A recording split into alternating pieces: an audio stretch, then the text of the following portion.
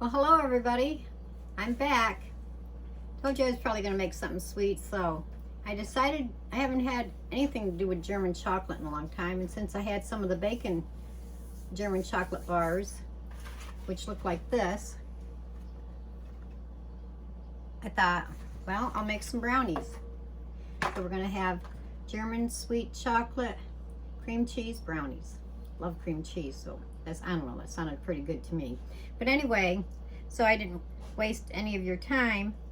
I took just one package, which is 4 ounces of the Baker's Premium Bar German Sweet Chocolate.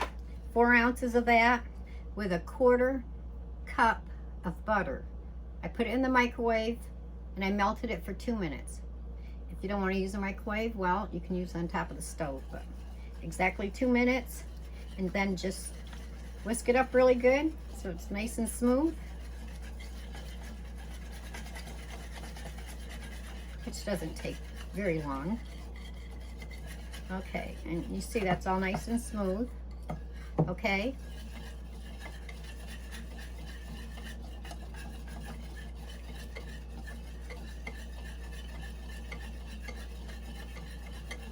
and I'll show you the cheese that I used for it afterwards.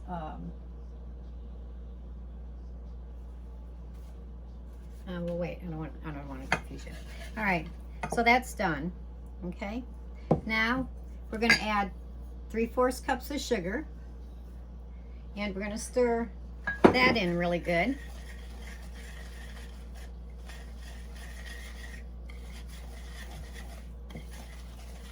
Okay, now in this bowl I have 1 teaspoon of vanilla extract. Whoops, now I spilled some. That was cute. Well, hey, this is real. Things happen, right?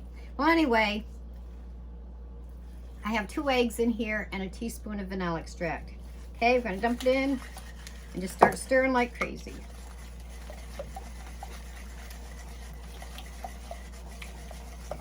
Yeah, that's one thing about going live.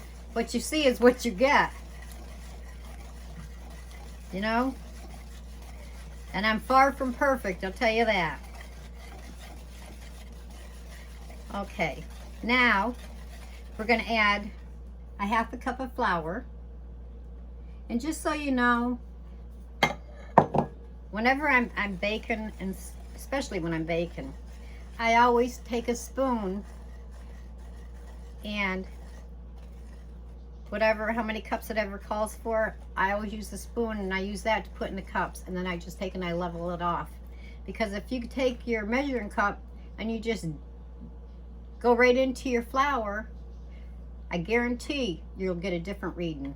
And when you have to bake, you really got to be careful and make sure you measure correctly. So it's very important to spoon out your flour into a measuring cup and then level it off, because if you just, like I said, just go in there and go for it, you're going to get a different measurement. Okay? All right, now you don't have to, it's optional. Whatever kind of nuts you like and stuff, you can add 1/2 cup of nuts in it too. Okay, I'm going to show you something. What I did was, I went ahead and I did one, and it's still hot because it just came out of the oven a few minutes ago. But I've already made one. But this one, I didn't put nuts in it. And you can see all the swirly designs on it, okay? That one is without nuts. This one I'm making with nuts. And the nuts I decided to use was walnuts, okay?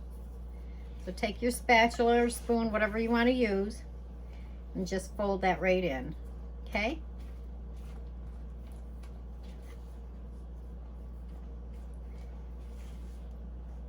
And then you want to get an 8-inch square pan like this one, and I spray it with the pan bacon spray. Then you're going to dump this right in. But since, excuse me, let me just get another little stir dish.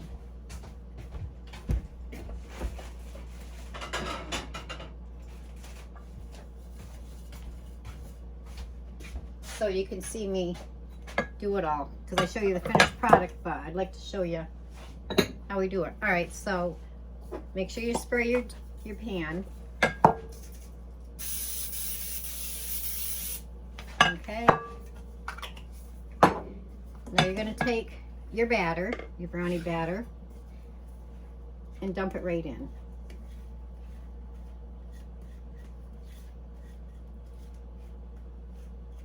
So I hope you're enjoying my videos.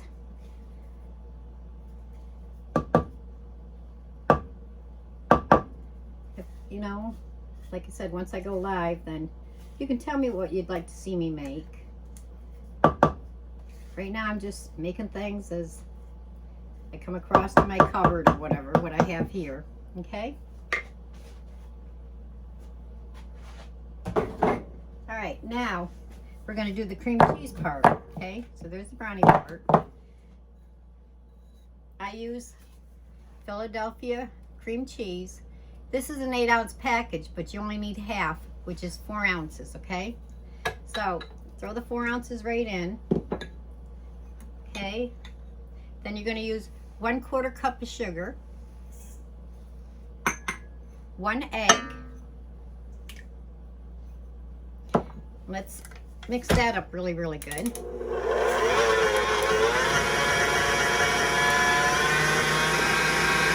Now, if you need to scrape the sides of your bowl, make sure you do, because you want to make sure it's all mixed up really good. You want it really nice and smooth and creamy. Doesn't take long. Okay, let me just do the inside bowl a bit, because you want to make sure all of it gets mixed in really, really good.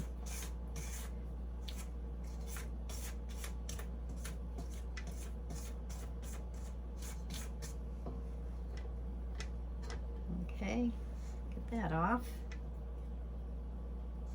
We're going to beat it just a little bit more.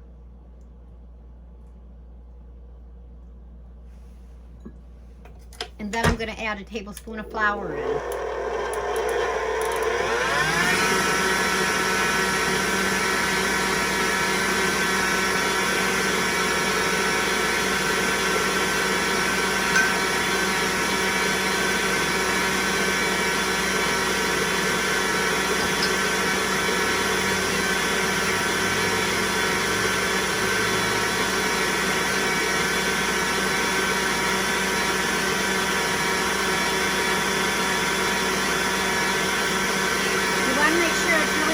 That your cream cheese, let it sit out for quite a while so it's nice and softened.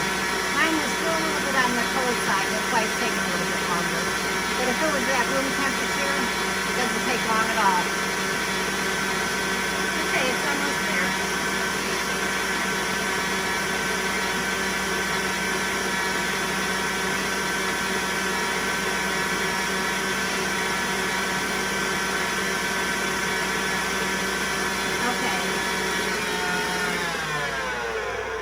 I'm going to add in a tablespoon of flour.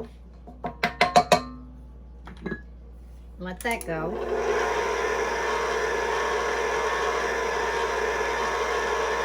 Even though it's nice, soft, and creamy, you want to add a little starch with it to just thicken it a little bit.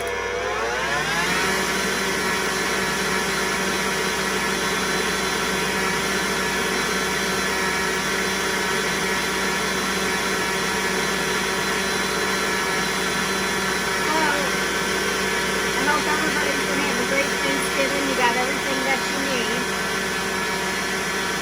I wish I could find out all the different things that everybody else makes that's different. I just do the normal, traditional, you know, well, I used to always do a turkey and ham, but years ago I decided just to do a turkey at Thanksgiving time and ham for Christmas. So I have turkey, mashed potatoes, the gravy, the rolls, the stuffing, the dressing, wherever you're from, same thing. Gotta have the cranberry sauce. I make corn scallop. I make that pineapple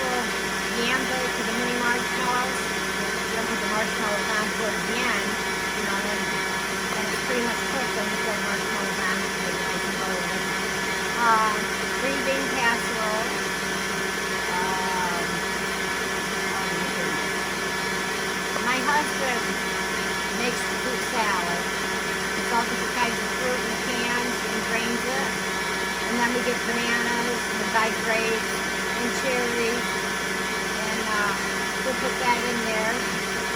And then he makes his own whipped cream. So he does the fruit salad. He has to make big batches of that. And then we take all the juice and stuff from the cans and everything of the fruit, put that in a container. We got ginger ale in it. We put sherbet in. I don't know what it is, but lately we're having trouble finding sherbet. The only thing he's found so far is rainbow. But anyway, whatever kind of sherbet you like, you just throw right in there. Oh my God, that's a really, really nice drink. Kids will love it.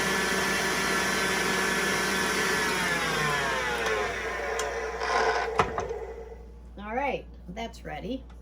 Let's get some of this off because it's really good. Let's see what else we have. I never know what desserts really I'm going to do besides the pies. And that's what it looks like. Oh gosh, well I've made the pineapple zucchini bread. I have a sparkling cider bread. I've already got a loaf made, and I think I'll make a loaf so I can show you how. That's made with real apple cider, which we go over to this orchard, and oh my God, it is really, really good. And I just dump it in there because you're just going to swirl it into your brownie mixture after, okay? I haven't had these in so long. And instead of a regular traditional brownie or brownie with frosting on it or whatever, these will really taste good for a change. Okay, now you want to get a knife because now we're going to swirl it, okay? It's just like that right now. And we're going to swirl it so you make all these pretty little designs at the top. Okay, just take your knife, go in, and just make swirling marks. You know, like when you're writing on paper with your pencil or pen, whatever, and you start doodling. Just like that. See how it's bringing it in? Just like that swirl.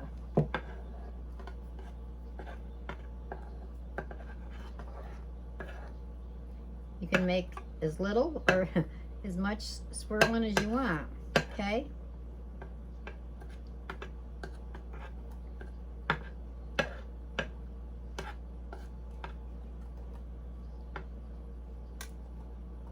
I think that looks good.